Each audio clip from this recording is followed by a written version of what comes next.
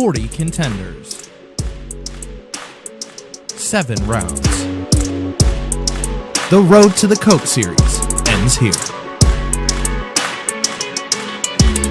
I cannot be defeated. Don't take off, I don't need a reason. Anyone to see sweaty bleeding. I'm about to take off, yeah, believe it, yeah, believe it. I cannot be stopped, no, no. I cannot be stopped, no, no. I cannot be stopped, no, no. I cannot be stopped, no, no.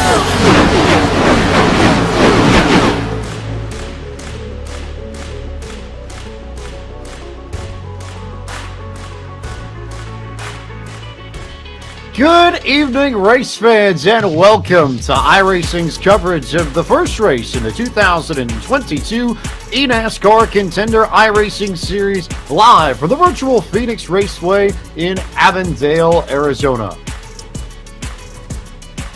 Good evening to you all once again. James Pike alongside Kenneth Bueno. And Kenneth, I think a lot of people around the community have been asking, when's iRacing going to broadcast the Contender Series? When are they going to do it? When are they going to do it? That moment is now. For the first time ever, iRacing broadcasting a Contender Series race, and I think a great introduction to a lot of people in the community who haven't seen just how tough this series can be and just how competitive it can be in these cars of the NASCAR Xfinity Series. That's absolutely true, James. A lot of the times we talk about the heroics of the eNASCAR Coca-Cola iRacing Series, but most of the time we don't document the journey to get to that series and the journey to go for that cash prize of over $100,000. There's a lot of work, a lot of preparation, a lot of hustle that goes in to the eNASCAR Coca-Cola iRacing Series, and it started with the Road to Pro qualifying iRacing Series earlier this year, but this is the second step to it and arguably the hardest, James, where you've got the bottom 20 from the Coke Series, the top 20 from Road to Pro qualifying iRacing Series. You mash them all up, and this is what you get. Here's a look at the true road to $300,000. Some people think it begins in February at Daytona, but the reality is that it begins in the eNASCAR qualifying iRacing Series, which is open to all iRacing members with a Class A oval license and a 2.0 safety iRating or higher. The top 20 of that season then get an invitation to the eNASCAR Contender iRacing Series that starts tonight. You'll see the top 20 for the qualifying series, which was run from February to September of this year, with the 20 drivers from the bottom 20 in points of the 2022 eNASCAR Coca-Cola iRacing Series. And at the end of this season, towards the middle of December, we will have 20 drivers that will advance into the 2023 eNASCAR Coca-Cola iRacing Series alongside the top 20 from points last season. Here's the full schedule for the series. Tonight we start at Phoenix Raceway. We'll go to Homestead, Auto Club, Nashville, Dover, Darlington, and round out the season on December 20th, right before Christmas, at Texas Motor Speedway, a mixture of mile and a half and of short tracks and of big tracks and tracks that will test the very best here in the Contender Series. Kenneth Bueno. Yeah, that's definitely true. And as well, you look at round 2 of the Road to Pro qualifying iRacing Series, how diverse that schedule was in testing the field of drivers to limit that to the top 20. It's going to be the same time this time around. We're going to have all different types of tracks. You're going to have all different skill sets on display, and that may help or hurt some of the drivers in the field. We'll just have to see, but we know these guys are so talented to put it all on the stage. With the amount of tracks we have on tap, it's going to give the opportunity for every single one of them to do just that. But James, this is the first race, the first step towards getting into that top 20, so you want to make sure you put your best foot forward. And what a track to start at, then the very track we deduced a champion in the eNASCAR Coca-Cola iRacing Series just 1 week ago. This Phoenix Raceway opened all the way back a while back, but this is a brand new look for this track in Avondale, Arizona. It's a different configuration from the one that we've had on iRacing for so long. The start-finish line now is at the entrance of the dogleg, or at least right before it, instead of on that long straightaway, which used to be the front straightaway, now the back stretch. It's 1 mile in length, 1.6 kilometers in length as well. Turns to 8 through 11 degrees into the turns. Dogleg is 11 degrees, and that has a lot of space, James. You're going to want to use that for momentum going into turn 1. Straights at around 3 degrees. It's a low-banked, unique oval back in 1964 when it opened. And also to note, we had our 2021 race here as well to kick off the Contender Series, and it ended with Parker Retzlaff taking the checkered. He's not in this contender field this year, so that opens the door, James, for anyone to take it away. Right, this track made its competitive debut in the Contender Series in that race 1 year ago, and as you mentioned, Casey Kerwin was victorious 1 week ago to win the Coke Series title for 2022. Now, if you're interested in joining the fray and potentially becoming part of the eNASCAR Contender iRacing Series, you can log on to iRacing.com today for more information on how to start your career, and I think all I'll say about that, KB, is that I certainly have no business being on the track with the drivers, even here in the Contender Series. I think you and I are probably better suited up here. I believe me, I enjoy racing, but there's a certain level of talent that these drivers have. It is not easy to make it into the Contender Series, and I think you can make an argument that it might be even more competitive in some ways than any of the other series on the oval side of iRacing. It's just an interesting meshing point, James, where again, you had the top 20 from Road to Pro qualifying iRacing series, the bottom 20 from the Coke series who had that experience at the top premier level. A lot of guys that are returning, a lot of guys that are new faces, young faces to eNASCAR as well. So I think this boiling pot is certainly, like you said, the most competitive arguably than any of the other series in eNASCAR history. And speaking of all-time favorites from eNASCAR, look at Ray Alfalla, multi-time champion in the top level of the eNASCAR Coca-Cola iRacing series, but returns to Contender. He's been also very dominant at this stage as well. Here's a look at him on his Legacy Sports. How about another one? Brian LaPrade had a very solid season for Junior Motorsports there in the Coke Series this year. He's going to look to get right back to the very same spot in 2023. You've got four-time, you've got Patriot Breyer, as he's known on Twitch, two of the most popular drivers in the Coke Series that are here competing in the Contender Series. LaPrade, of course, has plenty of experience in it, coming up through this series 1 year ago, as does the man from the Bluegrass State, Derek Justice for North Force Racing, who is a veteran of both this series and the Coke Series. He's got tons of experience here, looking to work his way back into the Coke Series for 2023, and as you can see on his shirt, at Justice on Twitch, if you want to keep his eyes on his onboard. We'll turn our attention from our bowling king to Blaze Crawford out of Fayetteville, Georgia. Love the LED lights in the back. The purple there. Purple, I think, is an underrated color that isn't used in racing enough, KB, but Blaze put it to good use for his setup and for Elliott Sadler Esports tonight. You know, I don't see purple used in LEDs in rooms either. I see a lot of red, I see a lot of blue, I see a lot of other colors, but I never see purple. That's an interesting color, but Blaze, one of the newer faces, and we'll talk about the stories of a lot of the guys that have qualified into this eNASCAR Contender iRacing series, and that also includes former Coke Series talent Kevin King making an eNASCAR debut here, at least or his return here, not his debut, but his return here to eNASCAR and this competition, looking to get into the Coke Series in 2023. I love this shirt in the background, the jersey in the background. That's beautiful.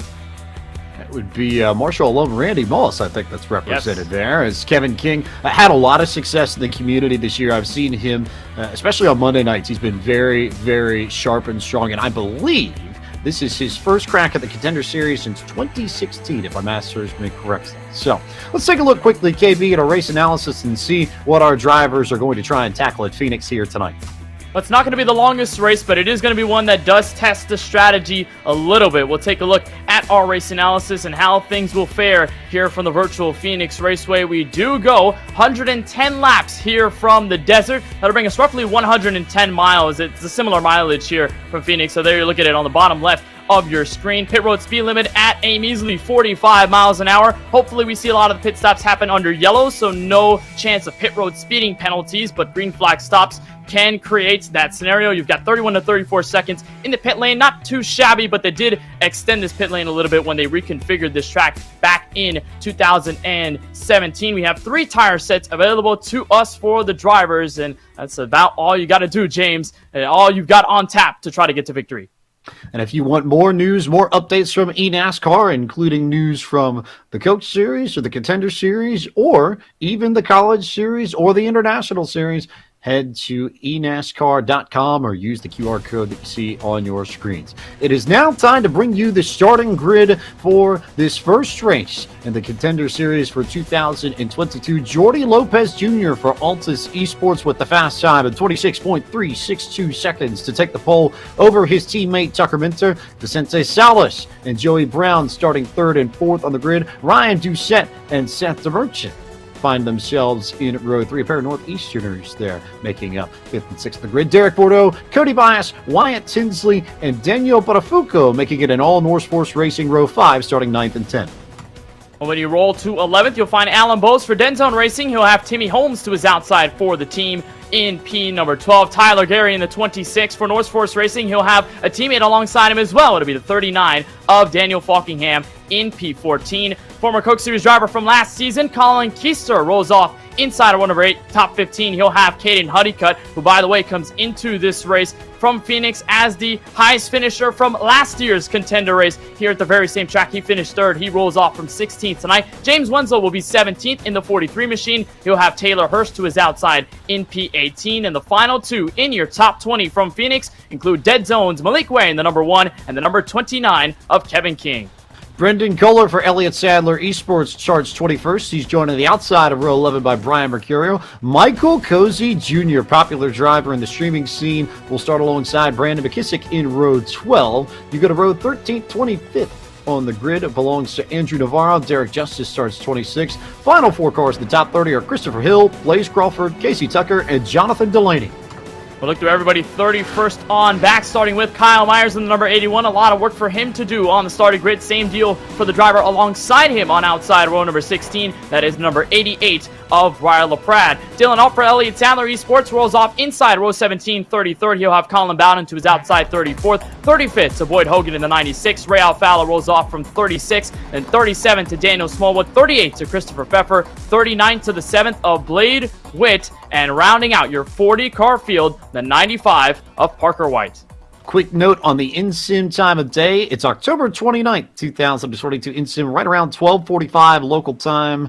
Track temp 83 degrees Fahrenheit. Air temp 65 degrees Fahrenheit. Winds to the southeast at 2 miles an hour and 15% humidity. If you want to know what conditions these drivers are facing in sim as we get set to go. Green flag is out. Jordy Lopez Jr. leads the Altus Esports front row off across the front stretch. And we are underway with the 2022 eNASCAR Contender iRacing Series from the virtual Phoenix Raceway.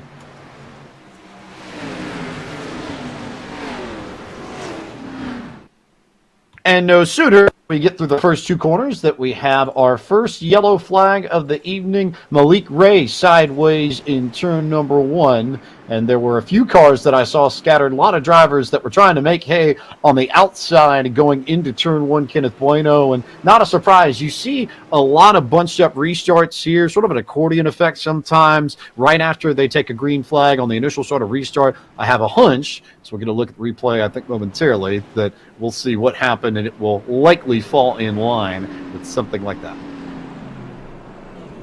Yeah, it looked like, James, a stack up there, simple as that. Going into the corner, might have begun with James Wenzel, who just got sandwiched, and then Malik Ray was right behind him. Then he got tapped from the rear by the 36 machine of Brendan John Kohler, and then from there, James, everything went haywire. Everybody was scouring away, trying to find some space to get through the wreck, and then unfortunately, a lot of those guys not so fortunate. Just again, when you have so many cars piling into the corner at the same time, a lot of lanes of usage, a braking zone in there as well, you're bound to have a stack up at some point. Here's a look from Malik Ray, gets stacked up with James Wenzel right in front of him, that Altus Esports Chevy Camaro. Malik Ray goes for a spin, everybody gets away mostly, but some picking up a little bit of damage to kick it off on lap number 3.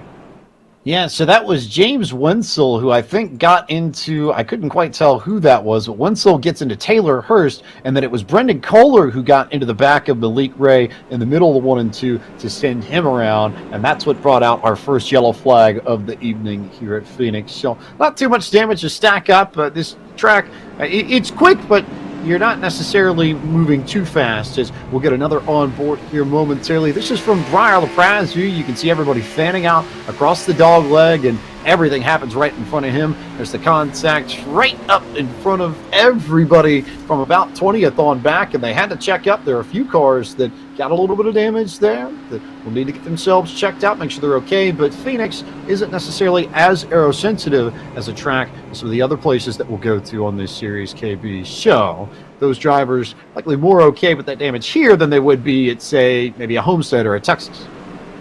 Yeah, it's relatively harmless here at a track as short as Phoenix. You only have 1 mile to work with, so you don't necessarily need all that straightaway speed because you can make it all back in the corners. But also, to turn on to your point that you made about Phoenix not being the fastest track, you're in the middle of the corner as well. So when that crash happens, you're already on the brakes trying to make the corner in race pace, and then you're just going to hop on the brakes even further and just keep it on. You're not even really going to touch the throttle when you're trying to get away from all of the mayhem. So fortunately, most of the field escapes okay. No race-ending damage, just track position going to be the biggest loss for most of those guys involved in the crash. We're ready for the restart, though. Pace car is down, and it's that long wait to the Geico restart zone. It is a long wait. When they altered this track for 2019, 2020 in real life, they didn't change the old pit wall. So your entrance is still the same, but you had this long run down the back straightaway where the drivers have to maintain pace on their own. It's one of the tricky little quirks of Phoenix Raceway that makes it just a little bit different from most of the places that we see on the schedule. But the green flag out once again. Jordi Lopez back on the gas of Vicente Salas, trying to get to the inside of Tucker Minter to take over second as they fan out and make their way through the dogleg to turn one. Yeah, better restart this time for Vicente Salas. That opening jump wasn't really convincing out of him. It looked like Tucker Minter and Jordi Lopez Jr. could really control the field into the first handful of corners for Altus Esports this time around. Clean stretch through 1 and 2. Field all fanning through already. Some 3-wide action around the top 15. Tyler Gary on the bottom of that. Colin Keister in the middle. Daniel Budafoco at the very top. But for right now, Jordi Lopez Jr. holding control. Salas to follow. And Jordi Lopez Jr. and the whole Altus Esports team, one of the stories that we are going to touch on a lot over the course of this Contender Series. There's his teammate, Seth the Merchant, out of Skowhegan, Maine. And we talked about them a lot for those who got the chance to see some of the qualifying series coverage earlier this year, how Altus Esports came into last year's Contender Series with a lot of pace, a lot of drivers, a lot of folks who looked really good, and then didn't really have it when it came down to the nitty-gritty of this series. Didn't get anybody into the Coke Series for 2022. They're looking to fix that this year. Tyler Gary here with right on board, the South Floridian, working his way through right around the 10th position, 13th to be specific, but one of the drivers who's had plenty of success in the community. We've seen him very active all over social media within iRacing. This is a young talent who I think we're going to be watching very closely over the course of the Contender Series. Yeah, for sure, and he put up a solid effort a couple of weeks back at the homestead of Miami Speedway when we covered the eNASCAR College iRacing Series together. So if there's something to say about Tyler Gary out of Royal Palm Beach, Florida, is that he has a lot of talent, a lot of speed, and a lot of discipline behind the wheel of this NASCAR Xfinity Series car, and we'll touch on that over the course of the series as well. That transition from the lower power, more high downforce NASCAR Camping World Truck Series machines, and then you get into a higher power, low downforce car like the Xfinity Series machine, and it becomes a whole different ballgame. A lot of guys still trying to get used to that transition, but Tyler Gary, so formidable at these cars, and in a battle currently, right now with Timmy Holmes in that 67, they have not let up. This is a battle for 13th on the track, and it looks like Tyler Gary might win that fight going into turn 3. Gary fighting to the inside of Timmy Holmes, but you bring up a very good point, because part of the challenge of this Contender Series, Kenneth Bueno, is the increased level of competition compared to the qualifying series. You can't just waltz in here. You have to make it here. But, like you said, it's also a very different style of car. You've got a lot more RPMs, a little bit more horsepower, and it's much, much more throttle control that you need and much less aerodynamic, dependent, shall we say. That's the word I'm looking for. This is a car that can be really, really quick, but it's not the momentum-based racing that you see with the cars, the NASCAR Camping World Truck Series, or Trucks, I suppose, that we ran in the qualifying series. So there's a stylistic difference in driving that these drivers also have to adjust to, and it's part of what makes this series so challenging.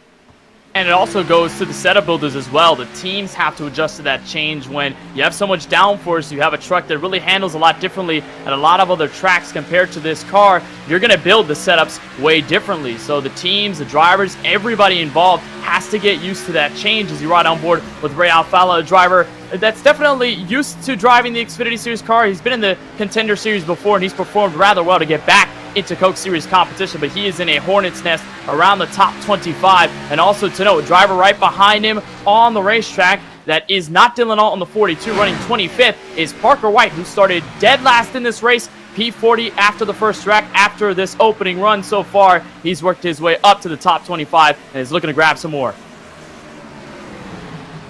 Parker White, one of the fastest drivers in the qualifying series earlier this year, and one of the drivers spearheading the efforts for Norse Force Racing, who has, I believe, 6 cars in this Contender Series. It was one of their strongest showings in the qualifying series ever. This is as deep a field as they've been able to put into the Contender Series in quite some time. And so I think we'll be asking the question throughout this series of how well does that speed translate and how strong are they and how do they stack up compared to Altus Esports as we go on board with one of their drivers. Tucker Minter out of Warrens in Virginia, managed to see him at the NASCAR Hall of Fame last week for the eNASCAR Coca-Cola iRacing Series Championship. He's now back in the rig trying to run down Jordi Lopez Jr. and Vicente Salas for the race lead.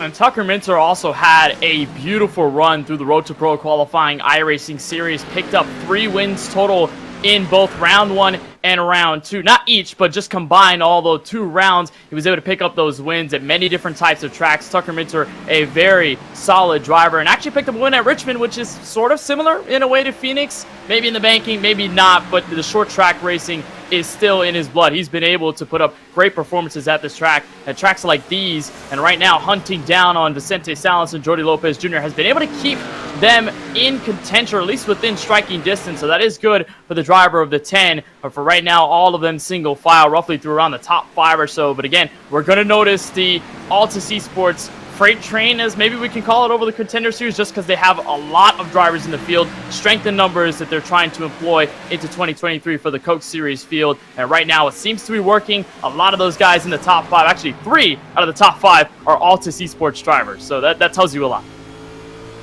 Here's the one who isn't, though. Vicente Salas out of Temecula, California, driver in the eNASCAR Coca-Cola iRacing Series for the past 2 years. Didn't quite have the success this time around that he had in his rookie campaign in 2021, where he was victorious at Richmond Raceway, made the playoffs. This time around, didn't finish in the top 20, dropped back down into the Contender Series, but he's had plenty of pace, had plenty of speed in the sim. One of those drivers who's not afraid to go up and grab the wheel and go after people on the racetrack. You see it now trying to look to the inside of Jordi Lopez Jr. for the race lead. He's just been hanging with Lopez consistently since the green flag dropped. He makes the pass in turns 3 and 4. New leader, the Californian Vicente Salas in the 55.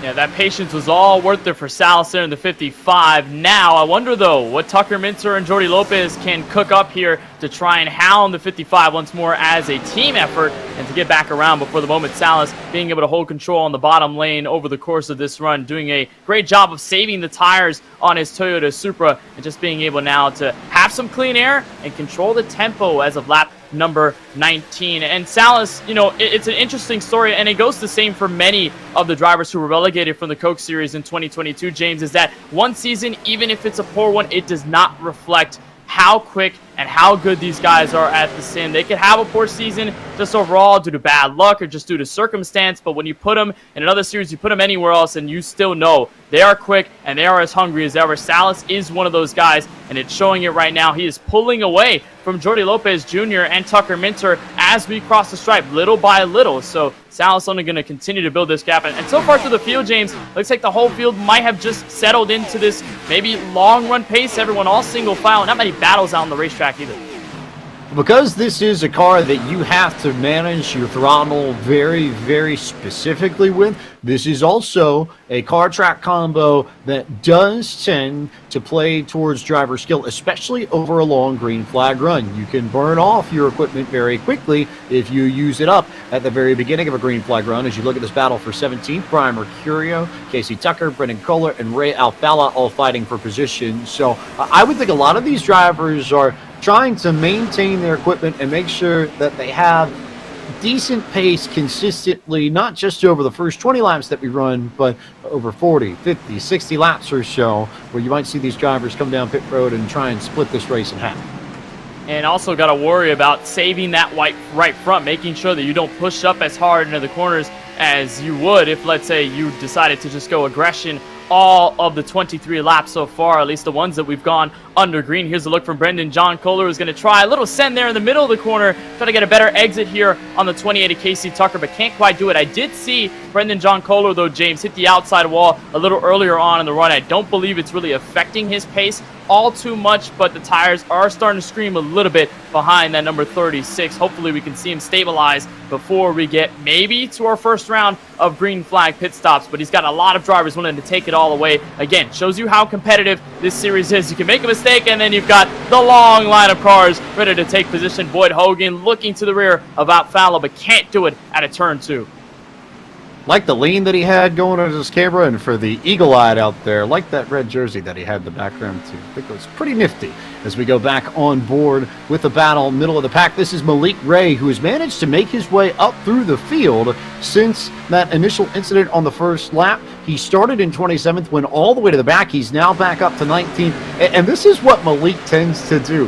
He has his moments of brilliance in the Coke Series, but it seems like hasn't quite found the consistent pace throughout his time, but he comes back down to Contender and finds a way to make it back to the Coke Series every year. When the pressure is on Malik Ray, he finds a way to answer the call. It seems like every time his back is against the wall, and we will see how it goes for him in 2022. But so far, after the auspicious start, looks like things are starting to settle into the Contender Malik Ray that we've seen throughout the past few seasons. Yeah, it's a good start so far for Malik Ray, especially in this run, and now he's looking on some more competition, some hefty ones at that. Parker White, Brian LaPrade, Dylan Alt, Kevin King. This is a line of cars that if he can chop one off the block, he can get multiple others in successions of laps, and in fact, they're going to go side by side just in front of him. Looks like Boyd Hogan sliding up in the middle of the corner ahead of Ray Alfala. Dylan Alt, Kevin King going at it side by side out of turn 2, so what that is going to do, bleed off more time and reel in Malik Ray. He's going to get closer to this battle. He's going to have a nice front row seat of what he can do. Here's a look from Alt, the Sacramento, California native, a Coke Series driver this year in 2022, relegated from that series and looking to get back and having a good start so far in the midst of the top 25 as he continues to go at it with Kevin King. And how about going at it with 4-time in the midst of the corner as well?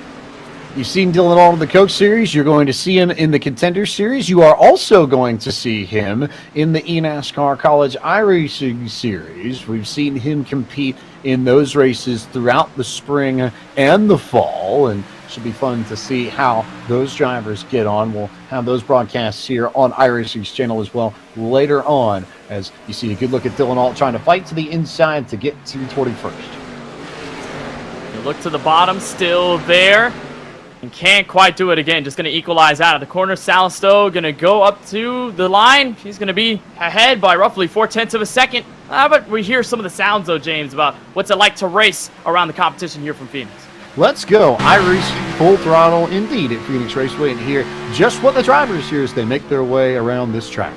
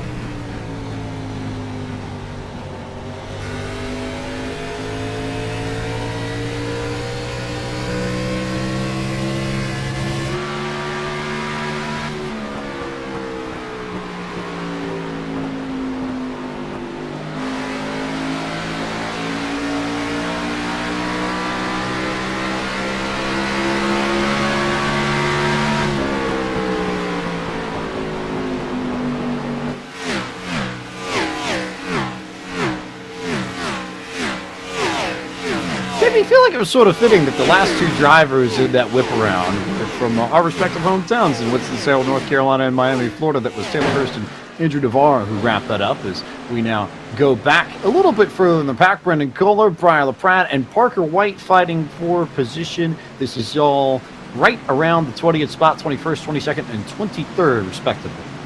Also saw the Formula Rim as well, giving me some of the Bobby Zelensky vibes in the rig. I think maybe a lot of drivers are turning to the Formula Rim, a lot more comfortable to drive even with the oval cars. But you're right, nice battle around the top 20 as LaPratt tries to hold out hope in front of Parker White with Brendan John Kohler, and that sandwich going to get a little loose this time out of turn 2. But again, they're going to bring in the whole gaggle of cars, and many of those we've been talking about. Kevin King, Ray Alfaro, we talked about Malik's Ray progression and his progression through the field. Andrew Navarro is also starting to peek in through it as well. In the backside, that black and white number 6 machine in his Ford Mustang. Look at Malik Ray, almost looking at 3 wide into turn 1, and almost about went for the move, but backed out. Going to give a slight tap to the 51 of Alfaro. Kevin King's going to go for the slide job, and Malik Ray is going to look for a 2-for-1 opportunity into turn 3.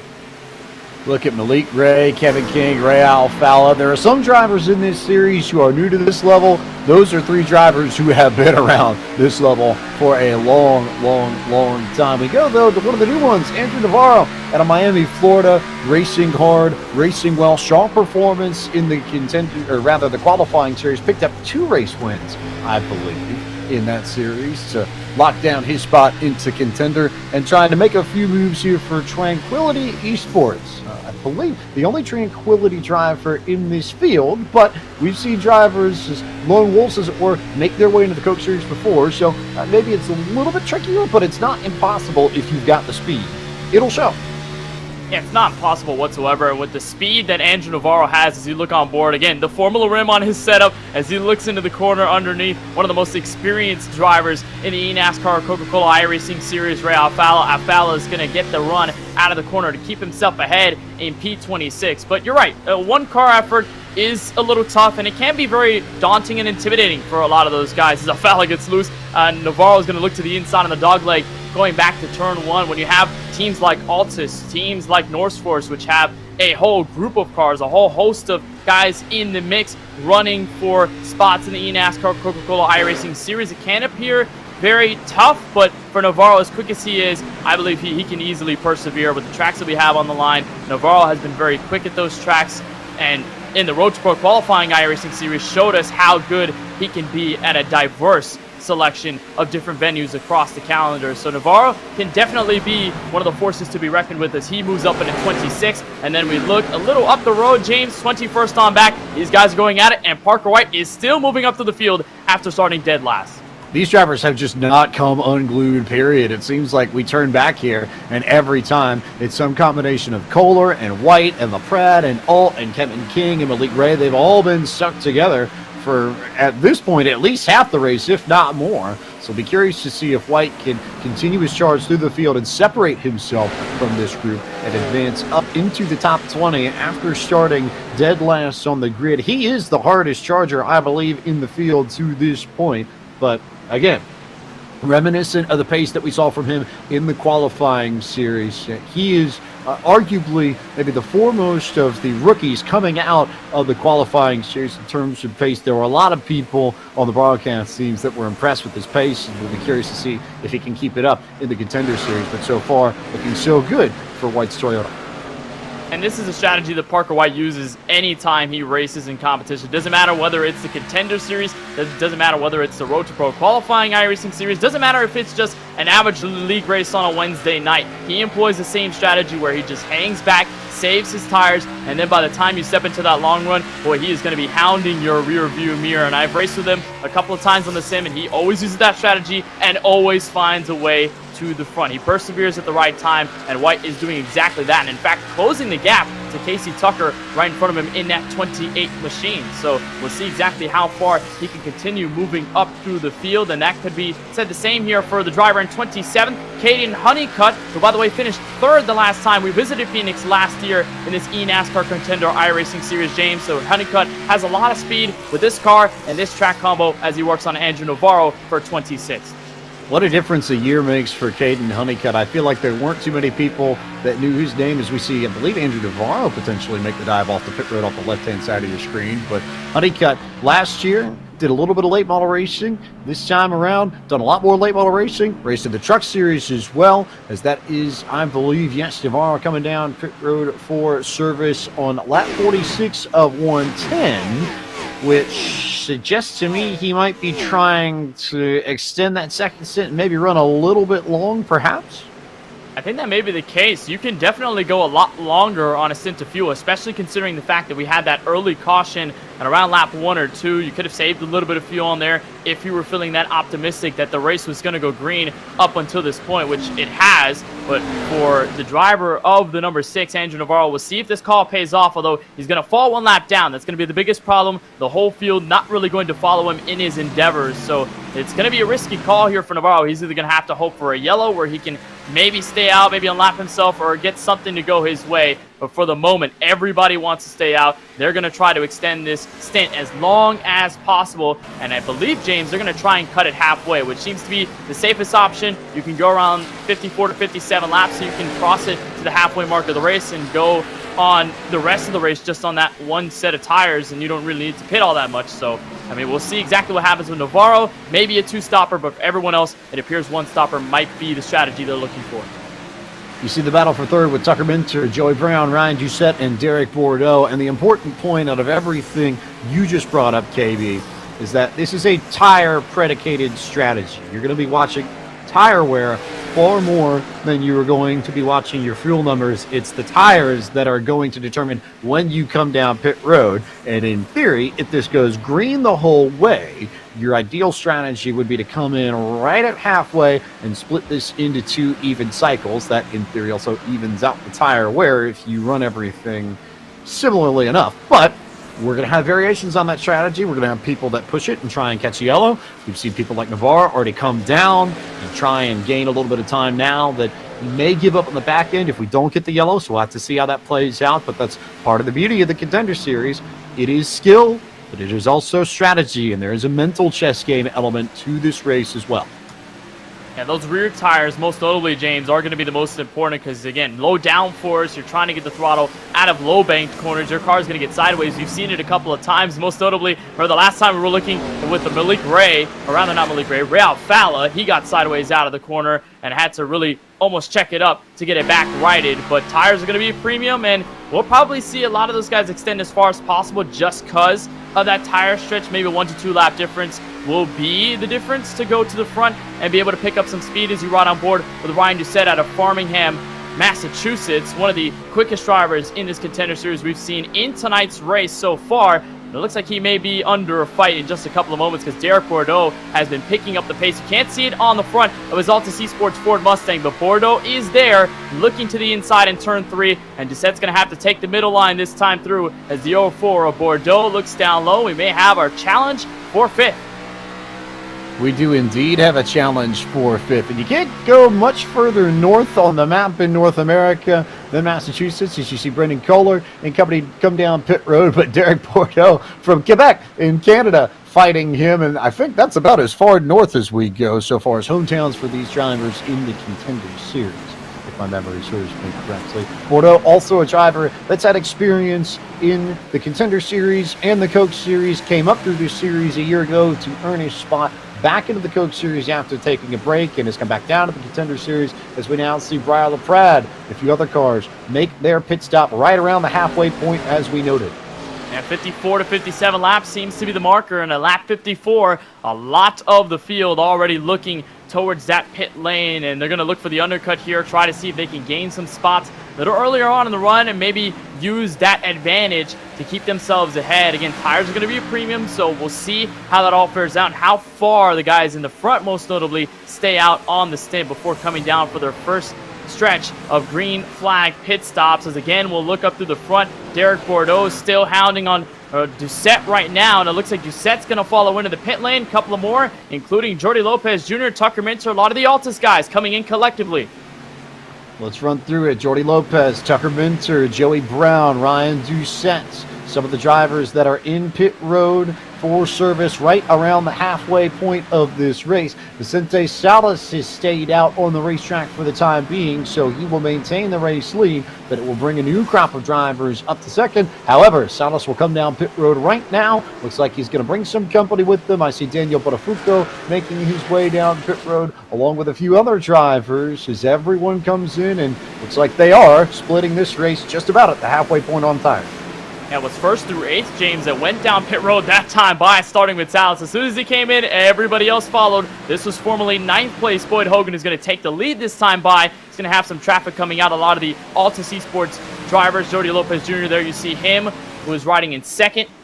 He's going to try and easily get around Hogan, and Hogan's not going to look for the pit lane this time by. Neither is Parker White. So again, these guys going to look to stay out an extra couple laps. And that traffic, I don't think, James, is going to help all too much either, because you have to have that inside line if you want to find yourself on the brakes and turning at the same time going into the pit lane here at Phoenix. And with all of these guys around you taking the position, easily gaining some speed around you, trying to find a way to get through you, you're going to end up in a precarious situation if you don't find that line, most notably going into turns 1 and 2. There's Parker White. There's Boyd Hogan. They're going to hop on the brakes. They're going to go for the pit lane. And the same deal follows for Malik Ray. A couple of car lengths behind him. So roughly 3 or so cars coming in this time through. Should be the last batch, James, of cars to come in.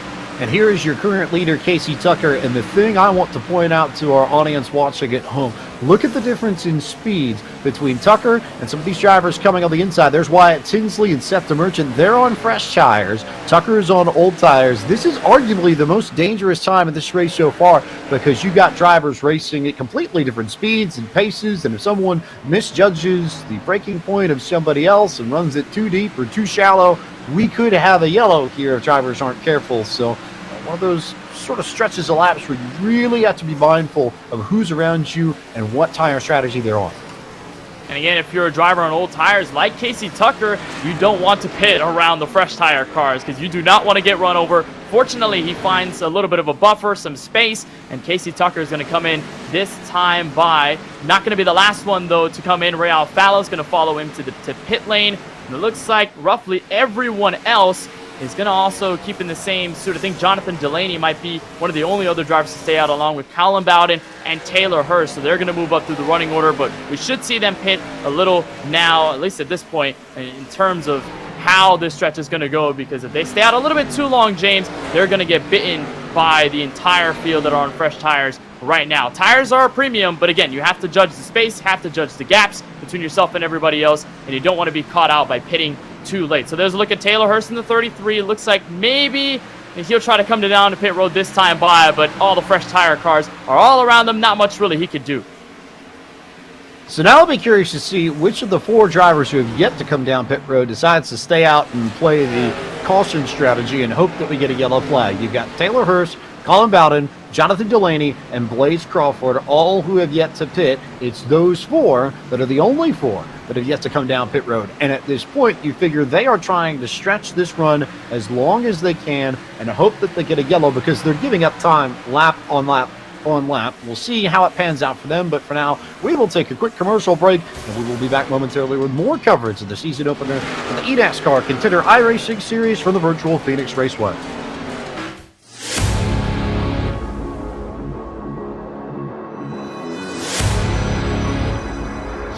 Wanted the best, you got them for a rest.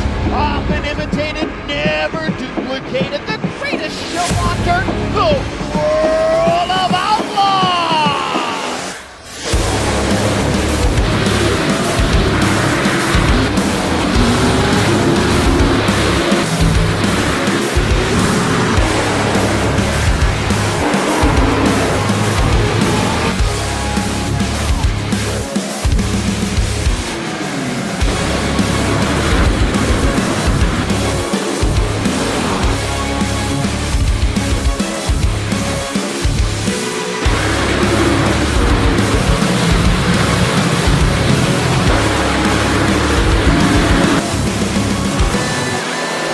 World of Outlaws Dirt Racing is available now. It doesn't matter where you're from, who you grew up rooting for, what you grew up watching, your home track, your favorite car, the series you've always wanted to race in. When you're ready to know what it's like, we're here, bringing you as close to the action as it gets with the ultimate sim racing experience. With a community of hundreds of thousands just like you. This is iRacing, and here, every day is race day.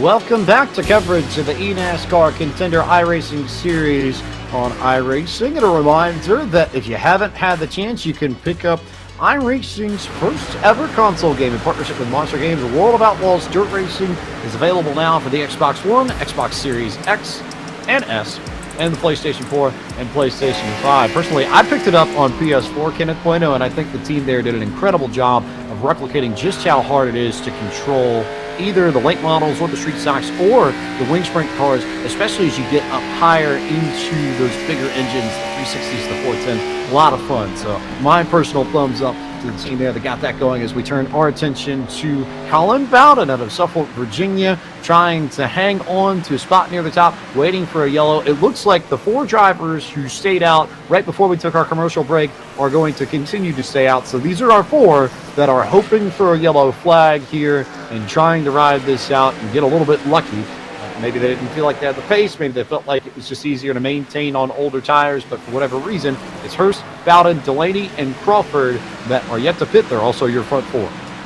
And they're hoping for a yellow, James, but the problem is all the fresh tire cars are starting to get bigger and bigger in the mirror. I've been looking most notably at that gap between 4th place Blaze Crawford, the last guy in this entire group to have stayed out this long, roughly 67 laps or so, and Vicente Salas, who was your former race leader, pitted roughly 12 laps ago. They're now on roughly the same straightaway. Crawford's in the dogleg now, exiting into turn 1. Salas is around the same mark as well, coming this time by. So the gap is starting to shrink. And again, turning back to my point of what I said, you don't want to hold out hope too late because you're going to get binned by all those fresh tire cars. And the last thing you want to do is pit and lose more track position and have your risky call turn into a plan that you really have to follow through with for the rest of the race, and one that you probably wouldn't want to have if, let's say, a caution came out or something happened, the plan changed all entirely. So it's going to hurt them if they stay out longer, roughly now as we've gotten to 40 laps to go.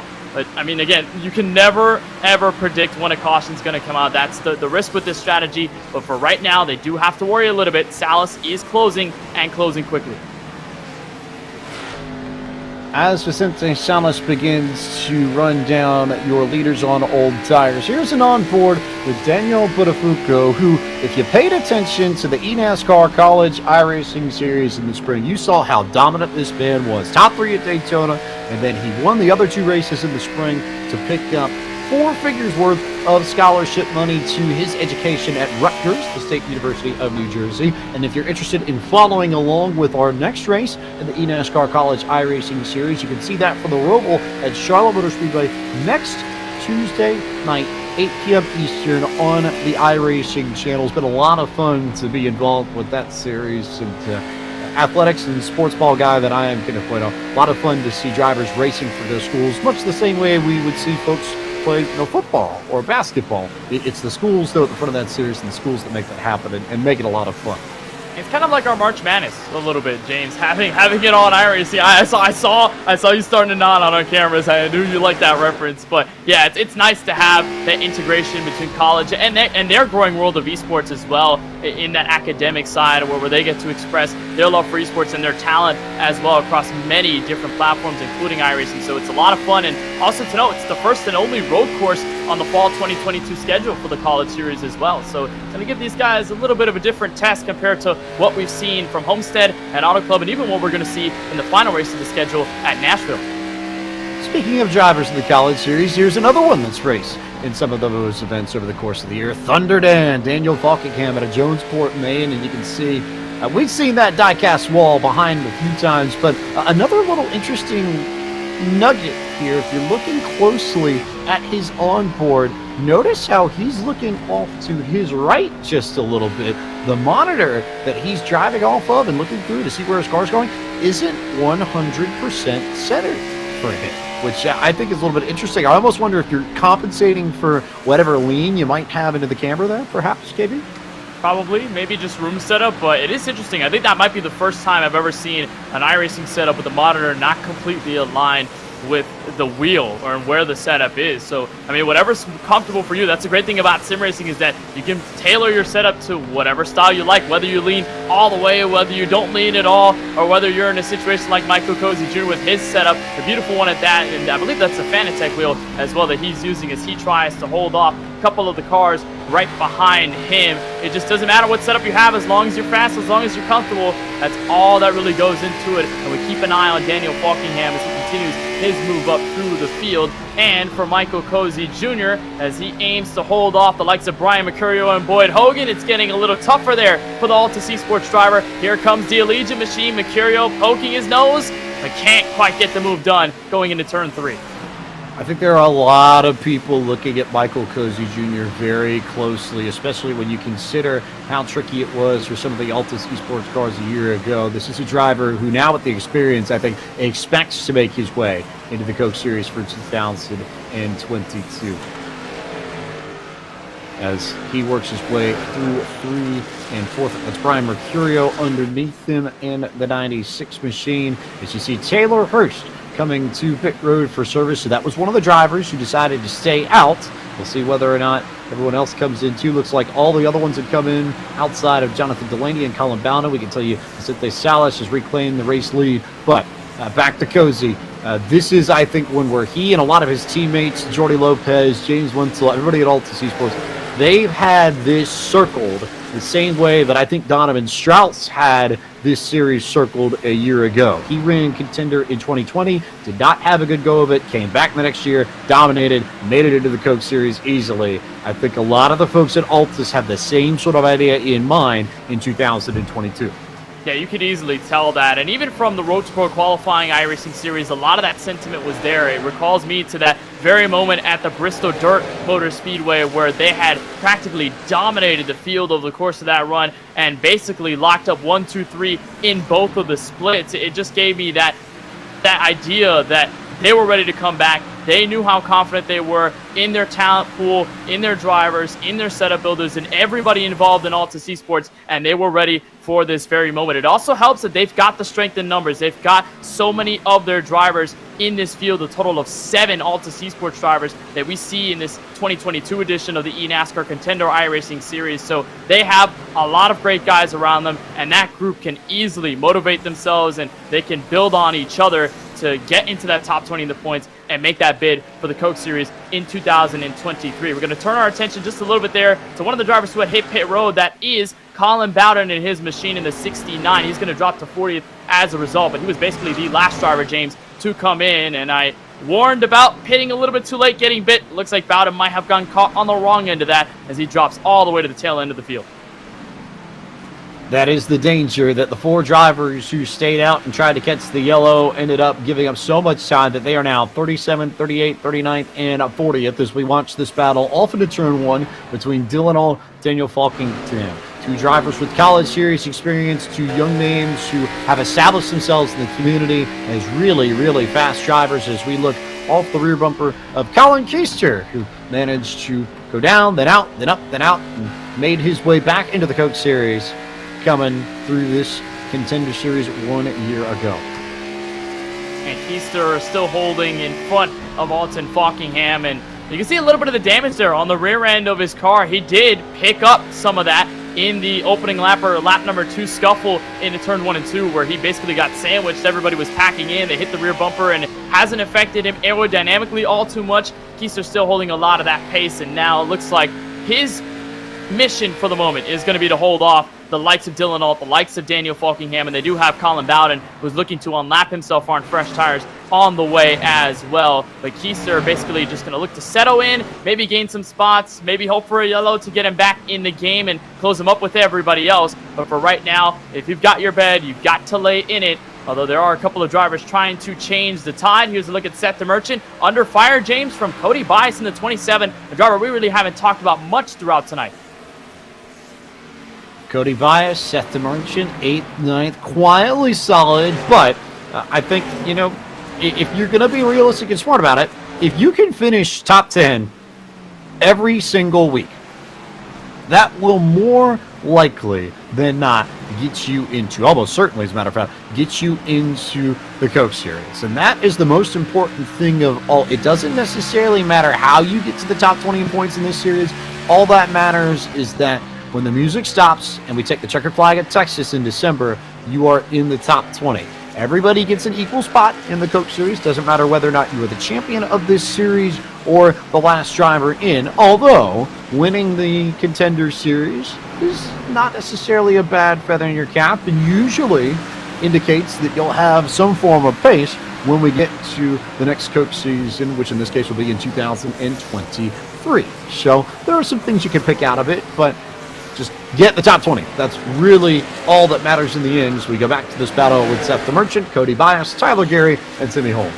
And that also highlights, James, the importance of this first race. Well, yes, you're going to have multiple other chances to get those top 10s, get top 5s, or even best case scenario, grab checkered flags from the rest of the field. This first race is your first outing against this level of competition. So if you can have a good race tonight, you can only build on that momentum going to the next race, and the next race after that, and the race after that, all the way to the Texas Motor Speedway. This first race is, again, like I said at the top of the show, putting your best foot forward in front of everybody else and showing, hey, I've got the skill, I've got the speed, and if I can continue this pace through the rest of this 2022 campaign, you bet I'm going to be in the Coke Series by the time that 2023 season begins in February. So it's very important that you maximize the opportunities tonight. Make sure you get a solid finish, and then just build on that through the rest of the campaign. We'll see on a look from another Altus Esports driver in the field. This is James Wenzel, who, by the way, James, got involved in that incident around lap 2 in turn 1. And look at him at the moment trying to work on a couple of cars in front of him, but it seems as though,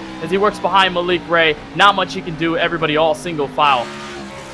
Wenzel currently scored in the 35th spot here as we move our attention further up the racetrack. And this is Parker White, another mainer. We've got a few in this eNASCAR Contender iRacing Series, along with Daniel Falkingham. Is got a man who loves his simulations. You see him driving now. He's got a flight simulator stick there in the background. I can tell just looking at his onboard. So a man of all computer simulations for all sorts of vehicles is Parker White, as you get some of the great shots of the still cams from our very talented iRacing camera crew. Big shout out to them for all the hard work they're putting in this evening as we go back to the attention of the action up front. Blade Witt out of Roanoke, Virginia, working his way through the field. Currently hanging out in the 26th position.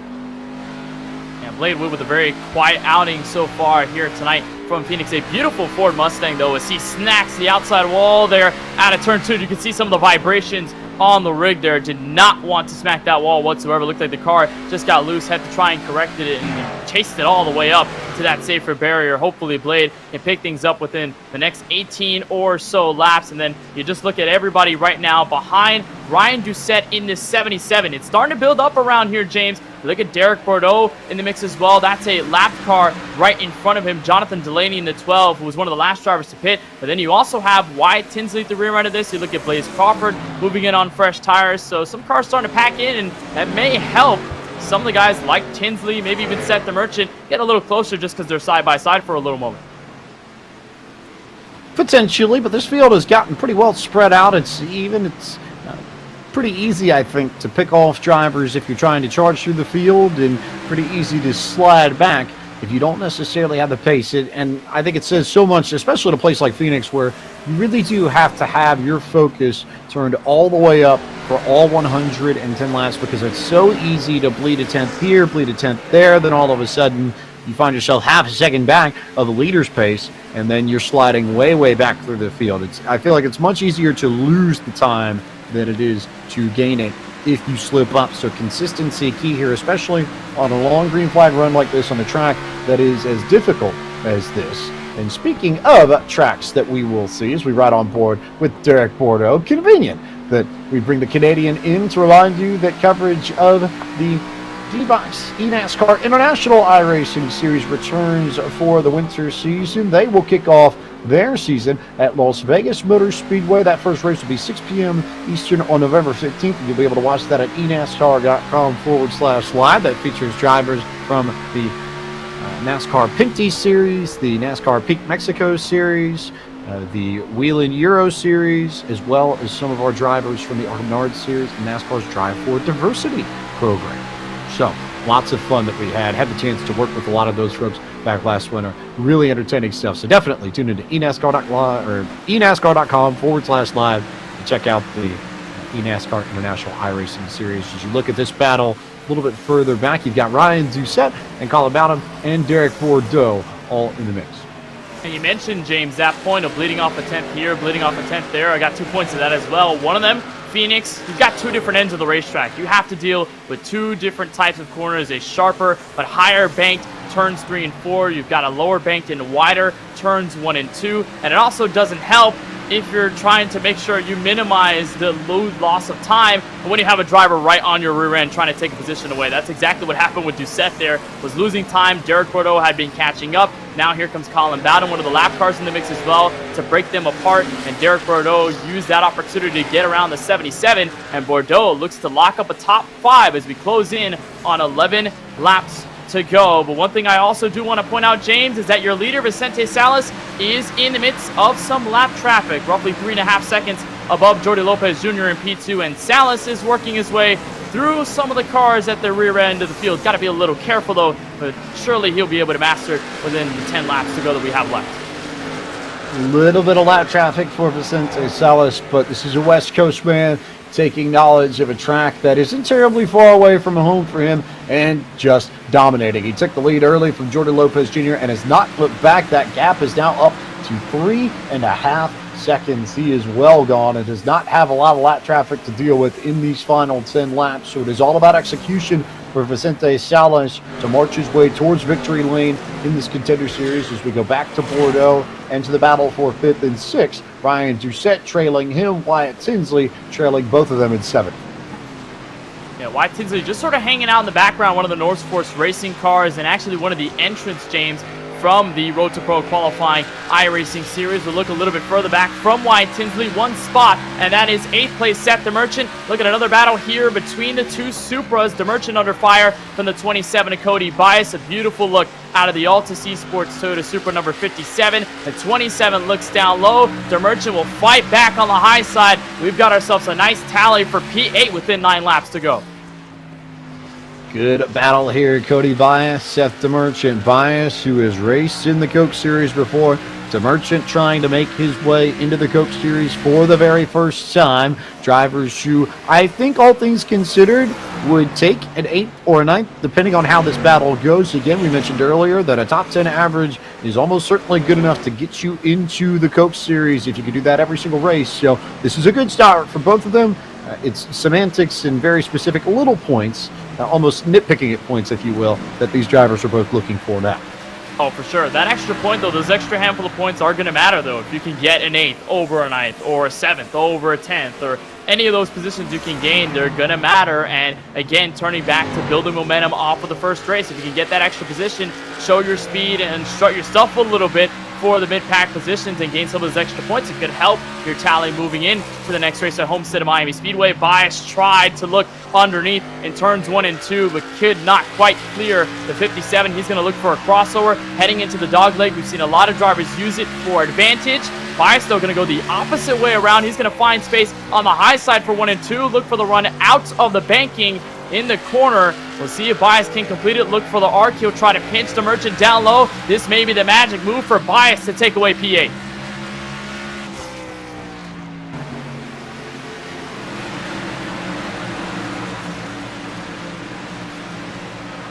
Continuing to monitor this battle between Bias and DeMerchant, as I think DeMerchant got loose off the corner there, coming back towards the start-finish line. That opens up a little bit of a gap for Cody Bias, who sits in the 8th position now. Wyatt Tinsley is about a second up the racetrack if he can run him down in the final 5 laps. But everybody at this point, Kenneth Bueno, just trying to make sure they hit their marks, don't make any mistakes, and come out of here with wherever you might be and see where that sets you up for the rest of the Contender Series.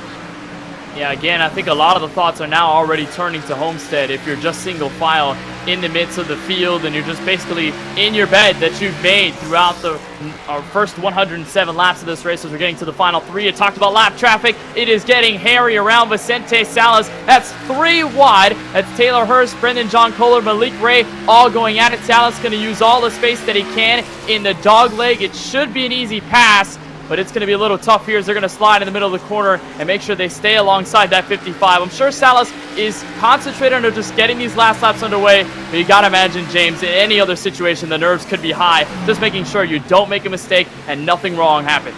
I love that onboard camera shot. You saw him take a very quick look to the right down the back straightaway, just checking to see where there's cars were to his outside to make sure that he didn't jump up into them as they were 3 wide for a moment, but they separated themselves. That's experience, especially at the top level, I think, playing right into Vicente's hands. He knows what to do in situations like these. He's been around this before and is now working his way. Lap and a half to go before he picks up the first checkered flag in the Contender Series for 2022. Yeah, what a race it's been, James, for Salas as he'll cross the line here. He'll take the final 2 laps here from Avondale, Arizona. A beautiful race put together. It felt like as soon as he took the lead, that's all really he needed. The clean air and just all the speed that he had behind this Toyota Supra to walk away from the field in this final lap. An unbelievable effort. He'll cap it off with a win. No contest. Took the lead early, finished it off very quickly, and dominates the final 2/3 of the race. You see the celebrations on his screen and his excitement overflowing as Vicente Salas comes across the line to win race number 1 of the 2022 eNASCAR Contender iRacing Series from the virtual Phoenix Raceway.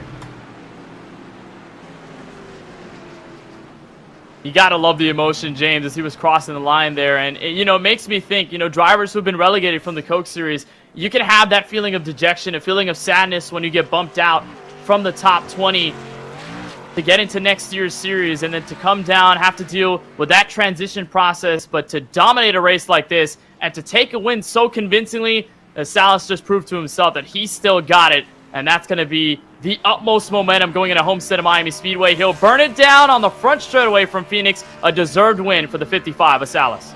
And a really nice way to respond, especially after the week he's had. He left his team. He's competing as an independent driver in the Contender Series for 2022, which can be tricky, but this is the sort of talent that we've seen out of Salas in bits and pieces in the Coke Series. You think of his Richmond win last year. We know he can get it done like this, and given the similarities between Richmond and Phoenix, maybe not a huge surprise that we see Vicente Salas in victory lane as you get a look at tonight's winning moment as he burns it down along the front straightaway and into the dog leg, too, for good measure.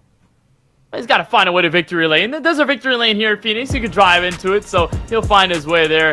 But a great win for the 55 of Vicente Salas for Williams Esports. I have to imagine, after being bumped out of the Coke Series, this is definitely a great way to build the optimism as he takes a convincing win over Jody Lopez Jr. and Tucker Minter. Got to give credit, though, James, to the Altus Esports cars going 2 and 3 tonight as well. Joey Brown and Derek Bordeaux complete the top 5 in our final rundown. Ryan Doucette was 6th this evening. 7th went to Wyatt Tinsley, highest finisher for Norris Force. Cody Bias brought it home in the 8th position. 9th went to Seth the Merchant. And the top 10 completed by Tyler Gary.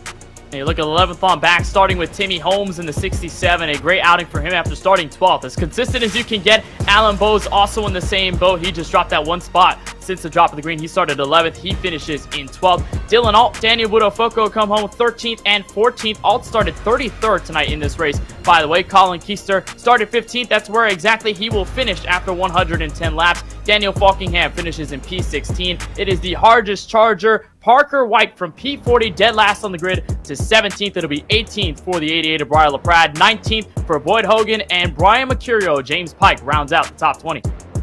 21st this evening was Caden Honeycutt. 22nd went to Casey Tucker. Michael Cozy Jr. finished in the 23rd spot, and Andrew Navarro brought it home 24th. 25th this evening went to Brandon McKissick. Kevin King finishes in 26th. 27th is where you'll find Blade Witt and Ray Alfala came home 28th. 29th belonged to Derek Justice, and rounding out the top 30 was Kyle Myers. Look at 31st on through the last drivers in the field. Christopher Pfeffer started 38th. He finishes 31st. It'll be 32nd for the 11 of Christopher Hill. Taylor Hurst among those drivers who pitted the latest out of everybody else. He finishes 33rd. Brendan John Kohler, the first car, one lap down in 34th. James Wenzel to round out your top 35. Then it's Malik Ray, Daniel Smallwood, Jonathan Delaney, Blaze Crawford, and the 69 of Callum Bowden. All of them finishing one lap down, 34th through 40th. That is your entire field here tonight from the virtual Phoenix Raceway. But we do have a winner convincingly, and that is the number 55 of Vicente Salas. And Vicente, just walk us through this race. It looked like ever since you got by Jordi Lopez Jr., you never looked back, you never faltered. How much does this win mean to you in the way you were able to do it? Lots happened in the last week that's definitely, changed the course of iRacing for me and the way I look at it. Really seeing the people that care about me, the people that are there for me. I owe this win to three guys. We are a small team. Dave is the mastermind behind this car. He killed it on it. Jonathan Platt spotting, keeping me calm the whole entire race. And Carson Hosevar for being there, supporting me and, giving me the real life instructions. So, huge thank you to those guys. I can't believe we did it. I saw the emotion that you had as you were crossing the line. Certainly this win meant a lot, but you've got the highest mark in the point standings out of everybody else after the first race. What's the mindset now with this win going into Homestead and the rest of the tracks on through the schedule? I feel like we've got a really good base for Homestead. The goal is always just going to be to come and do this. It's always the bar, and especially, with us being knocked out of Coke, I think this is a season we need to rebuild and kind of relearn things. So I'm really excited for the next one. On the redemption arc for 2023, and you kick it off with a win here in this eNASCAR Contender iRacing Series. Vicente, thank you so much for joining us. Congratulations on the W. We'll see you from Homestead. Thank you, guys. And real quick, if I could thank Williams Esports, everyone that supports me, Miramar Financial, all of our partners, all my team guys that support me, my mom, my dad, my brother, my grandma, my grandpa, and just everyone that supports me. My go-kart team, Luis, Billy, Luca, everyone that supports me. You guys are awesome, and I wouldn't be able to do it without you guys. So thank you, and all glory to God. Vicente Salas with the convincing win here from the virtual Phoenix Raceway. We'll toss it down to third place finisher Tucker Minter. And Tucker coming off a strong 2022 Road to Pro qualifying iRacing Series season. You started off in the Contender Series with a third place. Walk us through how the race went.